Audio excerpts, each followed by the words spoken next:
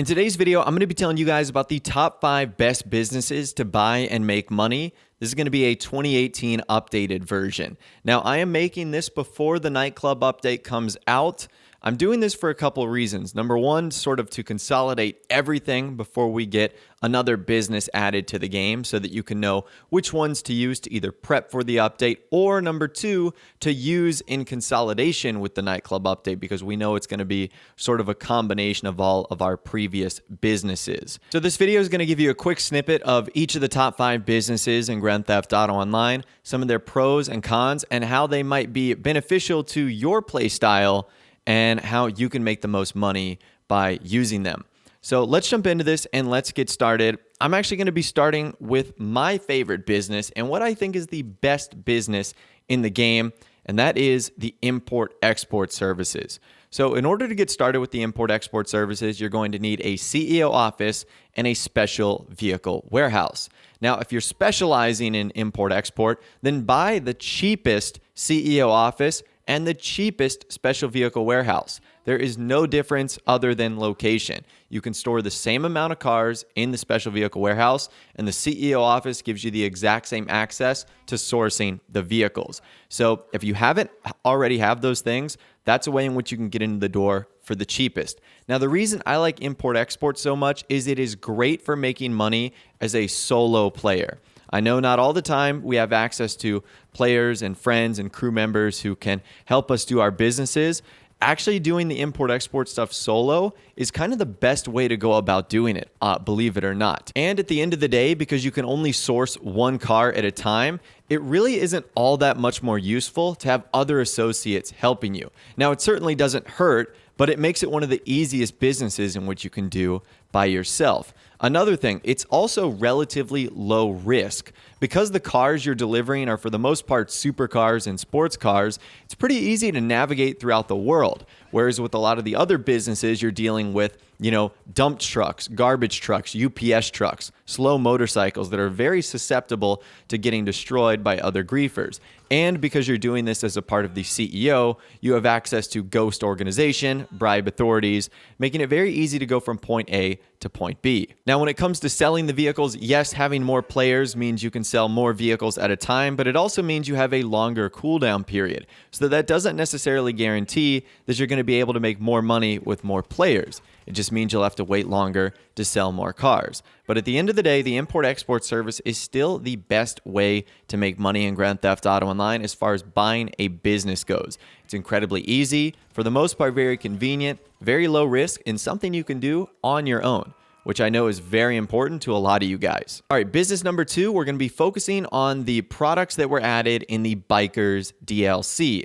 Now, in order to get started with the Biker DLC stuff, you're going to need to buy an MC Clubhouse. Now, just like the CEO offices, the MC Clubhouses really don't matter all that much. So if you're trying to get in the door for the least amount of money, just buy the cheapest one. The location really doesn't matter. You're not going to be doing a whole lot from the clubhouse anyways. From there, we want to focus on the big 3 of the biker business. That's cocaine, methamphetamines, and counterfeit cash. These are the ones that are going to make you the most money.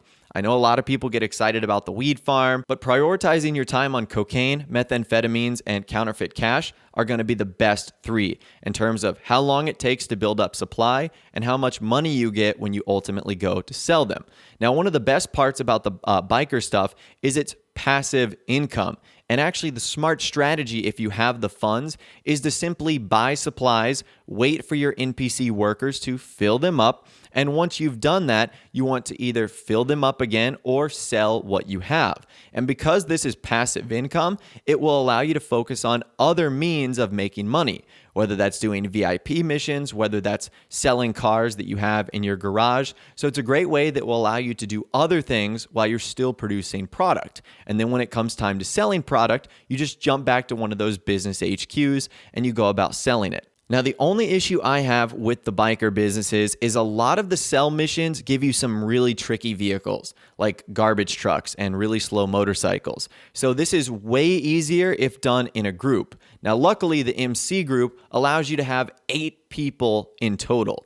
So you can have 4 people at a minimum running the supplies, and you can have the other 4 guarding you in more heavily powerful vehicles. So at least at a minimum, you can protect yourself a little bit more. Business number 3, that is going to be the Doomsday Heist.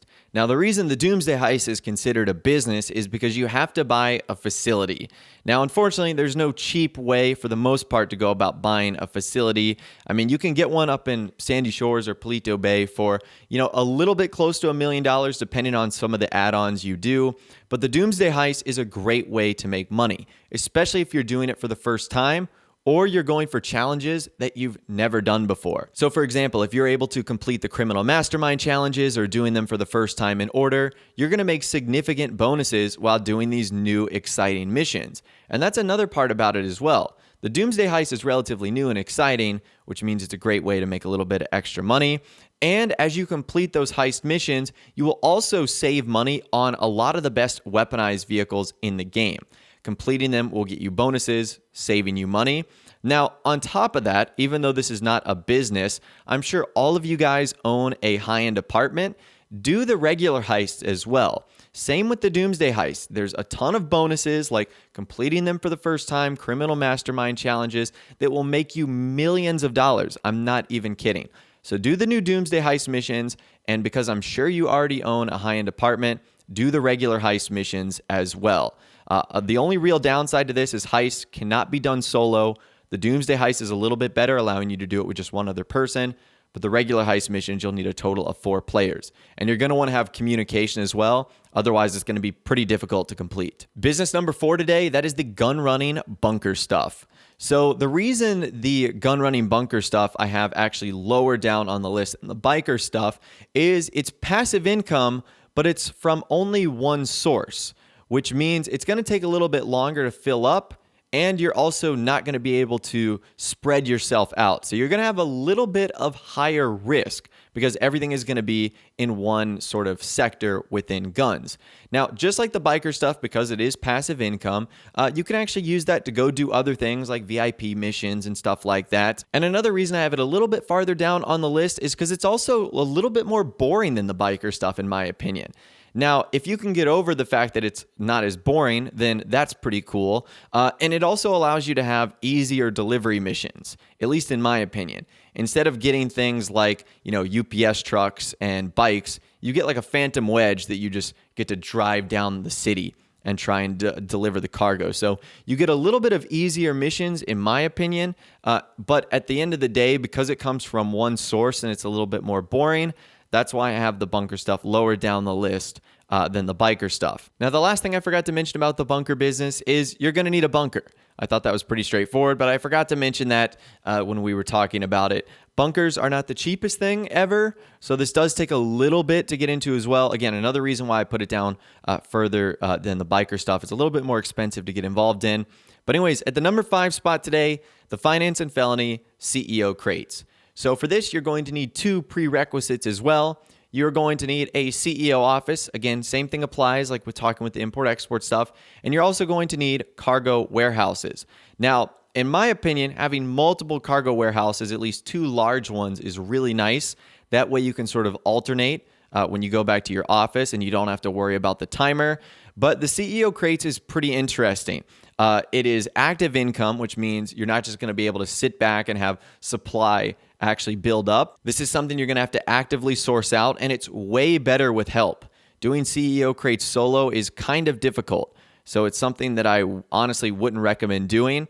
Another reason why it's the 5th best business on the list today is you pay up front, which means you have a bigger risk. You pay for the crates before you have the potential to get them. So if they're destroyed, not only do you lose out on the crates, you also lose out on the money.